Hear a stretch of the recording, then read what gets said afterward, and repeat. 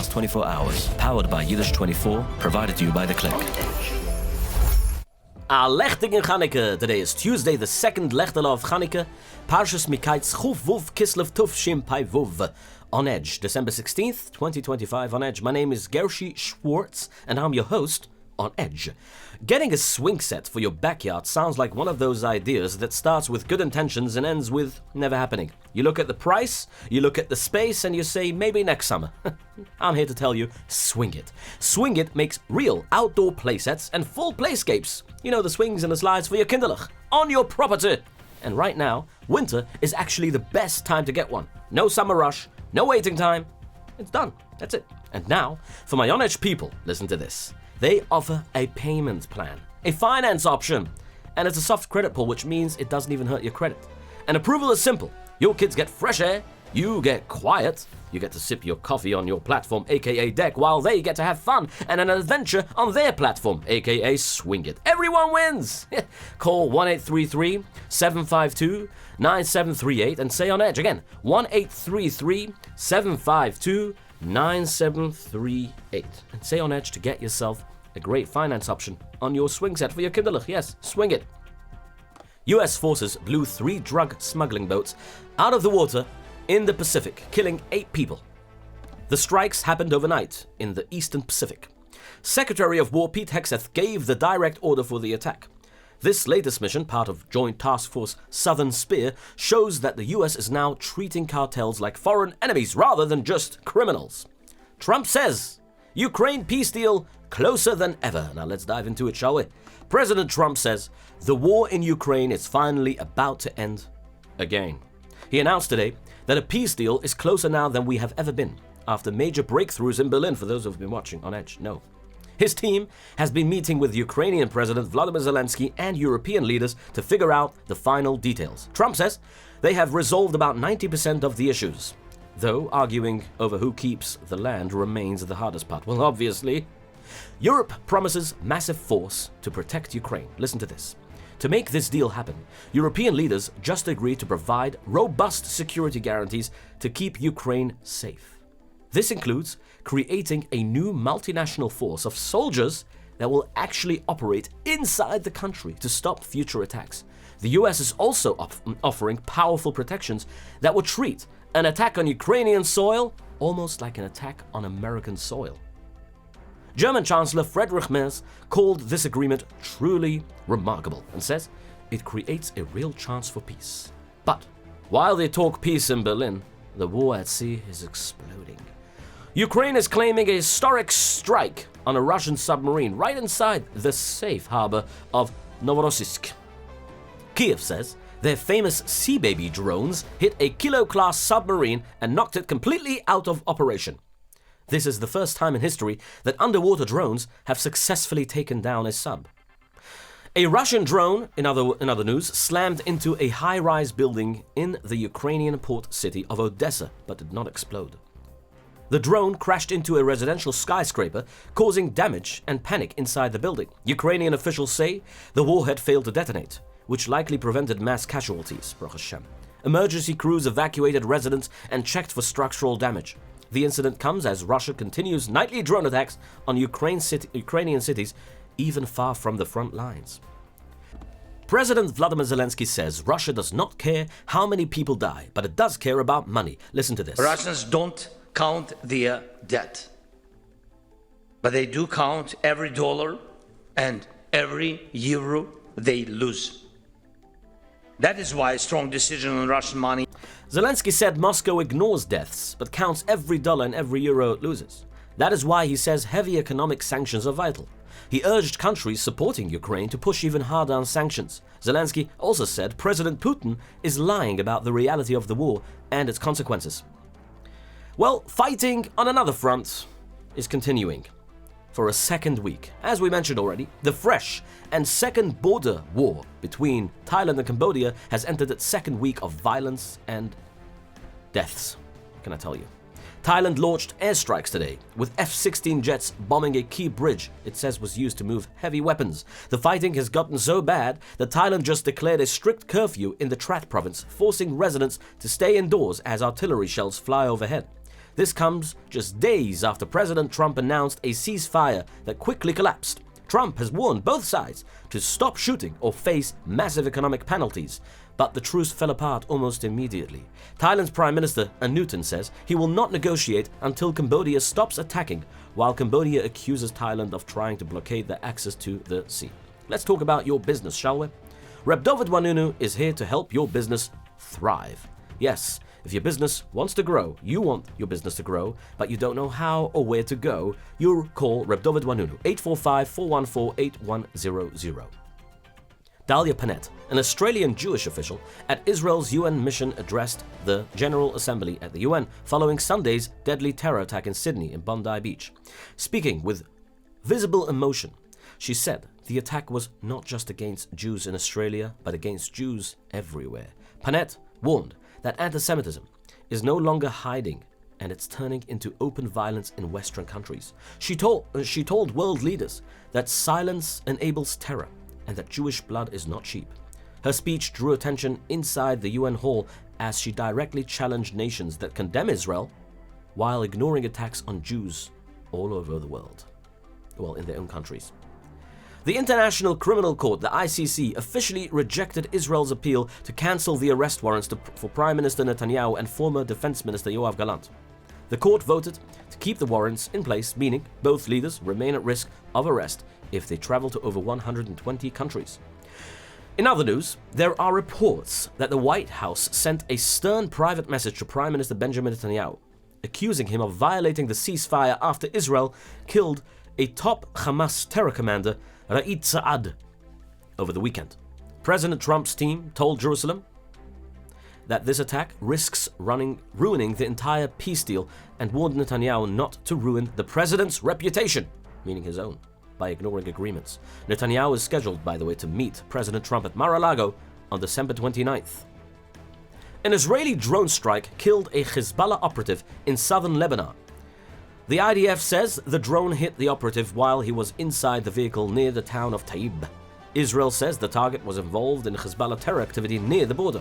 The IDF says it remains on high alert along the northern front. In other sad news, hundreds of United Hatzalah volunteers gathered for the heartbreaking levaya of Chemi, their beloved friend Chemi. Chaim Erlanger, a beloved father of 5, a volunteer and an EMT, who was killed in a car crash, sadly, yesterday. Chemi was riding his emergency ambucycle home from his IDF base to light Hanukkah candles with his family when he was hit by a reckless driver on Route 611 near Harish. May his neshama have an aliyah and be a Le'tziyosh for all of us. We lost such good people over this Hanukkah. So sad, but let's be strong. Let's light the candles, continue lighting the candles, and let this light shine through us and give us more hope, as we thank Hashem for the wonderful nisim that He has done for us and that He will do for us. Be'ezras Hashem Yisborach. At least 10 people are feared dead after a small plane crash in central Mexico. The aircraft, a private one, went down in San Pedro Totoltepec. It's all Totoltepec, near Toluca, I think it's pronounced that, whatever, shortly after takeoff. Local officials say emergency crews rushed in, but there are likely no survivors. The cause of the crash is still under heavy investigation. In New York City, an Orthodox Jewish passengers, Lubavitch Chassidim, were violently attacked and threatened with death on a New York City subway train. Witnesses say a group of attackers targeted the Jews at Franklin Station, yelling curses, then followed them onto the 3 train. Once on board, the attackers choked and beat the victims and threatened to kill them as the train continued toward Kingston Avenue. The assault happened on a crowded train in full view of other passengers. The passengers did nothing. The victims got off one stop early to escape the attackers, Baruch Hashem. They managed to escape without any injuries, Baruch Hashem, I hope. I haven't asked them, but that's what I heard. 8 people were injured after an MTA bus went out of control and smashed into multiple cars in the Bronx.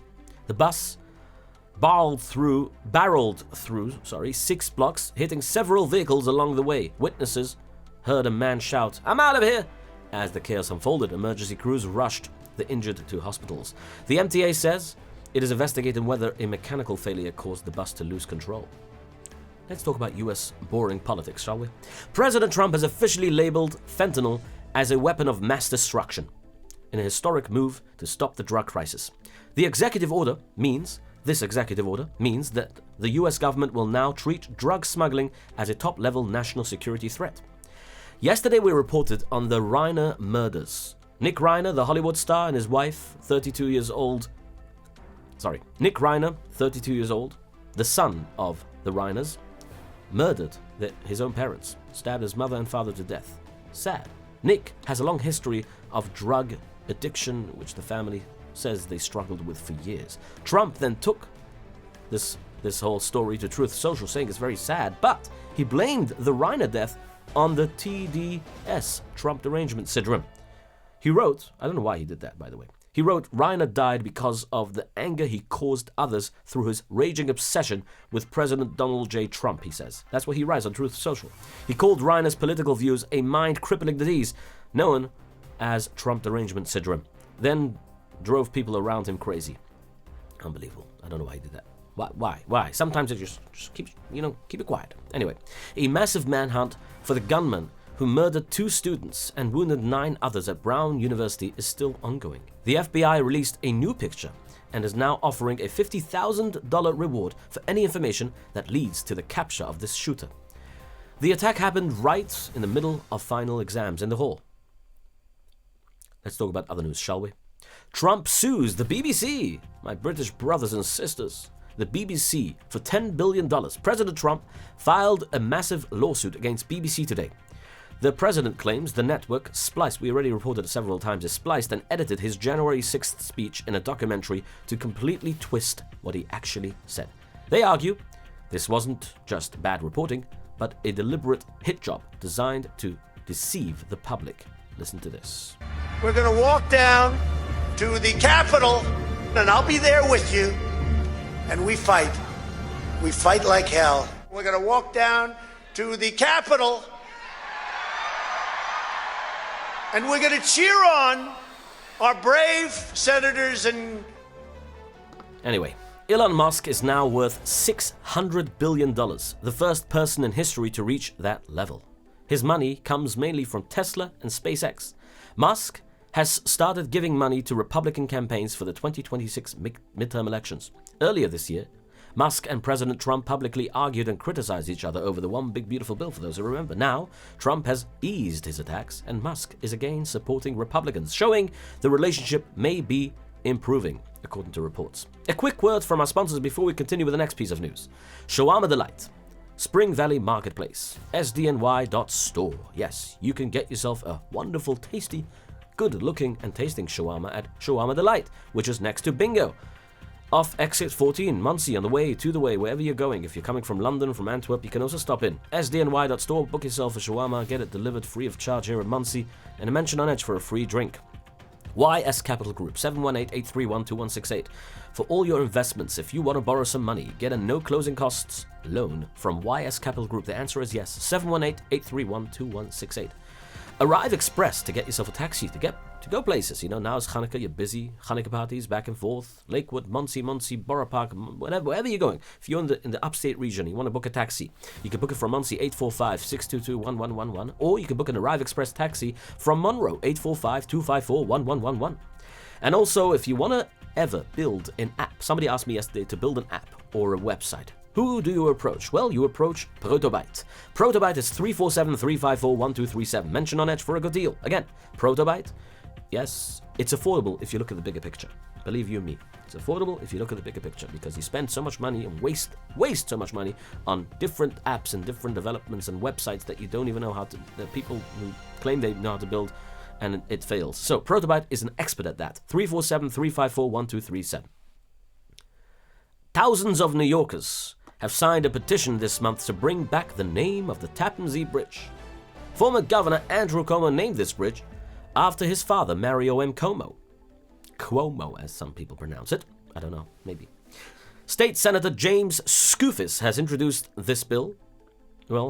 a bill to fix this by officially renaming the bridge the Governor Mario M. Cuomo Tappan Zee Bridge. Most locals admit that no matter what the sign says, they never stopped calling it the Tappan Zee Bridge anyway. Yeah. In other news, Trump's $300 million White House ballroom makeover faces a day in court, as expected, right? Now, facts of the day of the Chuf Vuf Kislev day today.